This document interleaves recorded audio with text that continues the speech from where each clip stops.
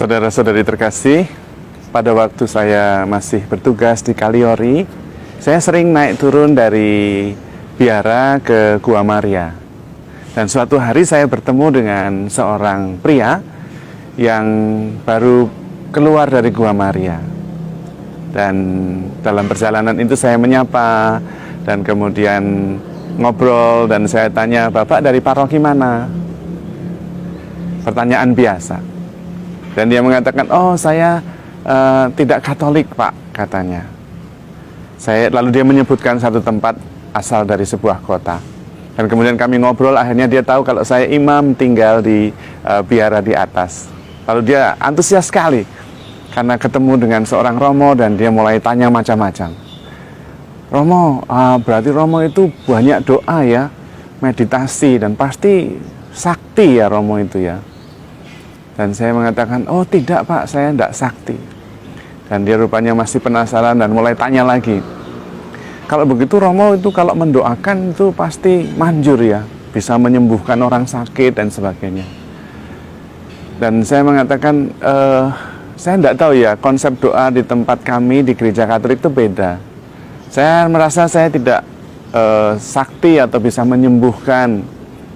Kadang-kadang saya kalau memberi perminyakan, malah orangnya yang saya kasih perminyakan habis itu meninggal. Dan dia masih tanya terus. Rupanya Bapak ini sedang mencari ilmu supaya sakti, berdasarkan agamanya tentu ya. Dan dia meditasi, bertapa di tempat-tempat suci termasuk Gua Maria Kaliori, meskipun dia tidak Katolik. Lalu saya mencoba menjelaskan, kalau di tempat kami di gereja Katolik itu, tujuan utamanya bukan makin hebat, bukan makin sakti, bukan menjadi makin nomor satu, tidak. Dia mulai heran. Kalau di tempat kami di gereja Katolik, yang paling penting kami itu sebagai hamba, sebagai murid. Nah, kalau sudah bisa sama seperti gurunya, udah cukup. Yesus mengatakan kepada kami, tidak ada murid yang lebih tinggi dari gurunya. Tidak ada hamba yang lebih tinggi dari tuannya. Cukup kalau murid itu sudah sama seperti gurunya. Dan guru kami, Tuhan Yesus, itu jalannya bukan naik, malah turun. Meskipun berwujud Allah, dia menjadi manusia seperti kami. Lalu sesudah menjadi manusia, dia menjadi hamba. Nah, turun lagi. Sesudah jadi hamba, mengorbankan diri, mati di kayu salib. Nah, maka kalau kami bisa memberikan diri sepenuhnya sampai habis, turun terus sampai mati, habis, seperti garam yang habis, hilang, memberi rasa, sudah cukup. Dan dia terkesima. Kemudian dia mengatakan kepada saya, "Romo, itu ilmu yang paling tinggi Romo, tapi paling sulit." Saya juga heran, saya tidak merasa bahwa itu ilmu yang paling tinggi, tapi kemudian saya sadar, memang itu ilmu yang paling tinggi, tapi paling sulit. Rasul Paulus sendiri mengatakan dalam 1 Korintus bab 7, bab 2 ayat 7, dia mengatakan begini, ilmu yang kita wartakan adalah ilmu dari Allah, yang tersembunyi, rahasia dari abad ke abad, yang dinyatakan kepada kita. Karena itu, banyak penguasa tidak tahu, banyak orang-orang tokoh-tokoh dunia tidak mengerti. Kalau tokoh-tokoh dunia ini mengerti, maka mereka tidak akan menyalibkan Kristus. Itu Rasul Paulus dalam 1 Korintus. Dan memang benar saudara-saudari yang terkasih, ilmu itu paling tinggi. Karena itu Yesus meminta kita untuk jalan turun, jangan naik. Dan karena itu yang diminta oleh Yesus adalah menyangkal diri, memikul salib. Itulah jalan turun. Memberikan diri sampai habis, menjadi garam sampai habis. Turun terus.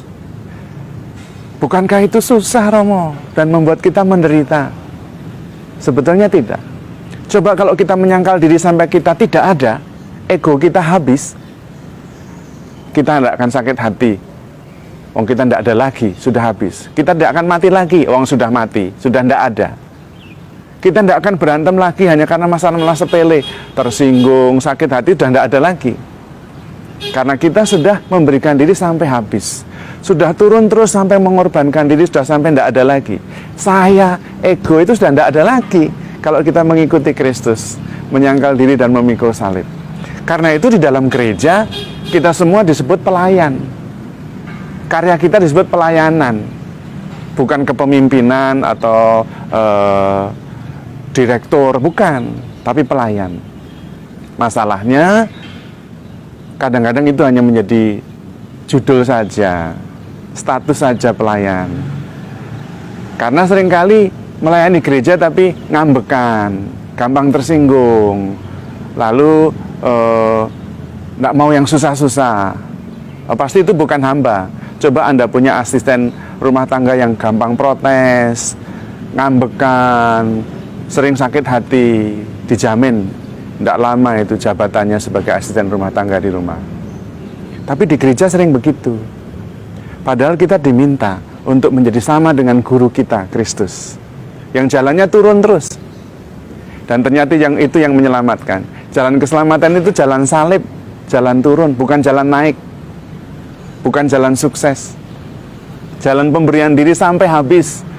Tetapi begitu kita bisa memberikan diri sampai habis, kita menemukan kebebasan sejati dan keselamatan. Tidak tersinggung lagi, sayanya sudah tidak ada. Tidak mati lagi, saya sudah tidak ada. Yang ada adalah Kristus. Paulus mengatakan, aku hidup, tetapi bukan aku lagi yang hidup, melainkan Kristus yang hidup di dalam aku. Bagaimana dengan Anda dan saya? Apakah kita sungguh-sungguh murid Kristus yang berusaha untuk memberikan diri sampai habis, menempuh jalan salib, jalan turun? Atau kita murid Kristus, hamba Kristus, hamba Allah, tapi ngambekan, sering sakit hati, sering protes, jalannya pingin naik terus? Anda yang bisa menjawab. Mudah-mudahan kita sungguh-sungguh menjadi murid Kristus yang bisa menyangkal diri, memikul salib, dan mengikuti Kristus menuju kepada keselamatan dan kedamaian yang sejati. Tuhan memberkati.